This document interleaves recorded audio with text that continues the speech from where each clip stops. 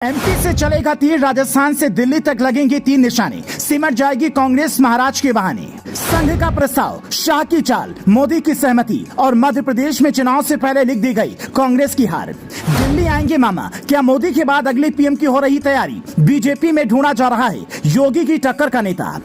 साल 2024 भारत के इतिहास में ऐसा चुनावी साल होने जा रहा है, इसमें कईयों सीएम और फ्यूचर पीएम का फैसला होगा। संघ ने अभी से इसकी तैयारी शुरू कर दी है। मध्य प्रदेश से जो तीर संघ ने चलाया है उसने 3 निशाने किए हैं। एक राजस्थान में जाकर लगा है, दूसरा दिल्ली और तीसरे की टीस यूपी में पहुंच सकती है। ये सब बीजेपी के अंदर की कवायद है जो सूत्रों के हवाले से बाहर आ रही है, लेकिन परेशान कांग्रेस हो रही है। बीजेपी अपने अनुशासन के लिए जानी जाती है और उनके यहाँ पर हर कोई पद का उम्मीदवार होता है, लेकिन कांग्रेस के सामने दिक्कत यह है कि अगर बीजेपी ने मध्य प्रदेश में अपनी रणनीति के तहत ज्योतिरादित्य सिंधिया को सीएम का चेहरा बना दिया तो बची कुची पार्टी भी टूट जाएगी, क्योंकि अभी काफी ऐसे नेता एमपी कांग्रेस में हैं जो सिंधिया से जुड़े हैं और सही मौके का इंतजार कर रहे हैं।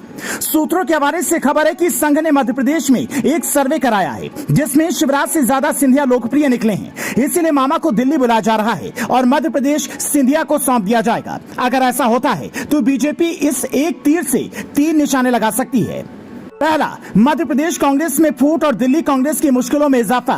दूसरा, राजस्थान में वसुंधरा राजे सिंधिया पर पारिवारिक दबाव। और तीसरा, मामा को दिल्ली बुलाकर योगी के सामने एक चुनौती, क्योंकि पीएम मोदी के बाद योगी की टक्कर में पीएम पद की रेस में कोई और नेता नजर नहीं आता है। ऐसे में शिवराज को दिल्ली में लाना योगी पर भी परफॉर्मेंस का प्रेशर बढ़ाएगा।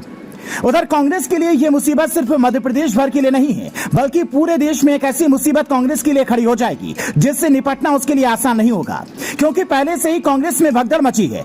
ऐसे में अगर उनकी पार्टी से गए किसी नेता को चीफ मिनिस्टर बना दिया जाता है तो जो नेता आधा मन बनाए बैठे हैं वो भी पार्टी छोड़ने को तैयार हो जाएंगे। हालांकि ज्योतिरादित्य सिंधिया के लिए ये राह इतनी आसान नहीं है, क्योंकि उमा भारती भी वहाँ लाइन में है जो आजकल काफी मुखर चल रही है और कई बार लगता है कि पार्टी लाइन से भी अलग जा रही हैं। लेकिन सिंधिया खेमे में इस खबर के बाद उत्साह भर गया है और वो अभी से चुनाव की तैयारी में जुट गए हैं। कांग्रेस के पूर्व विधायक और सिंधिया खेमे के राजेंद्र भारती ने कहा है, अगर बीजेपी केंद्रीय नेतृत्व शिवराज को केंद्र की जिम्मेदारी सौंपता है तो निश्चित रूप से सिंधिया सीएम पद की दौड़ में सबसे आगे होंगे।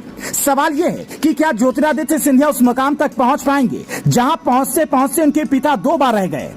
1989 में माधवराव सिंधिया का नाम मध्य प्रदेश की सीएम पद की रेस में आया था, तब राजीव गांधी भी इसके पक्ष में थे, लेकिन अर्जुन सिंह ने मोतीलाल वोरा के नाम पर विधायक दल की सहमति ले ली। फिर 1993 में भी माधवराव सिंधिया का नाम सबसे ऊपर आया, लेकिन तब भी दिल्ली में बैठे अर्जुन सिंह ने दिग्विजय सिंह का नाम आगे कर दिया और इस तरह से 2 बार माधवराव सिंधिया सीएम बनते बनते रह गए। और कुछ साल पहले कांग्रेस में ही ज्योतिरादित्य सिंधिया भी सीएम की कुर्सी पर पहुंचने ही वाले थे कि कमलनाथ को कुर्सी मिल गई। अब देखते हैं इतिहास बदलता है या दोहराया जाता है। Bureau report, news flash.